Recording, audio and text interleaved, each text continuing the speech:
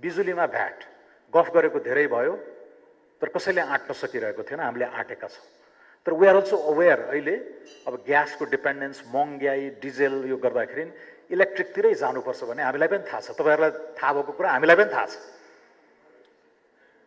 कसरी म्यारी गर्ने त राज्यका यी पेचिला चोइसेसहरू सजिलोसित खालि बाँड्ने, घटाउने, छोड्ने भयो भने त जिम्बाब्वेको हालत भइहाल्यो नि, भेनेजुएलाको हालत भइहाल्यो नि।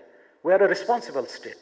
हामीलाई पनि खालि बाँडेन मात्रै मन त थियो होला नि त, तर यता बाँडेपछि यता पनि कस्नु पर्यो नि, ब्यालेन्स हिसाबले जानुपर्ने हुन्छ। त्यसैले अहिले निर्णय के गरियो भने इन्कम बेस्ड ट्याक्सेसन भन्दा कन्जम्सन बेस्ड ट्याक्सेसनतिर जाउँ केही समयलाई। इन्कममा ठुलो इन्फर्मल सेक्टर भएको हुनाले वात्त आय बढ्दैन, तर कन्जम्सन चाहिँ ब्रड बेस्ड भएको हुनाले थोपा थोपा, कहीँ 50 पैसा, कहीँ 1 रुपियाँ, कहीँ 2 रुपियाँ, तर लार्ज स्केलमा सङ्ग्रह गरेर यता आयमा दिएको छुटलाई यता कम्पन्सेट गर्न सकिन्छ। त्यो हो सिद्धान्त।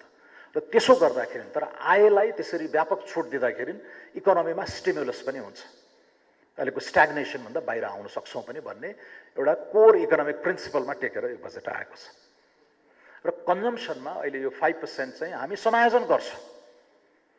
भ्याट लाग्छ, भ्याटबाट रिट्रिट हुँदैन, तर उपभोक्तामा, अन्तिम उपभोक्तामा त्यो भार नपर्ने गरेर हामी सोचिरहेका छौँ साउन 1 गतेदेखि।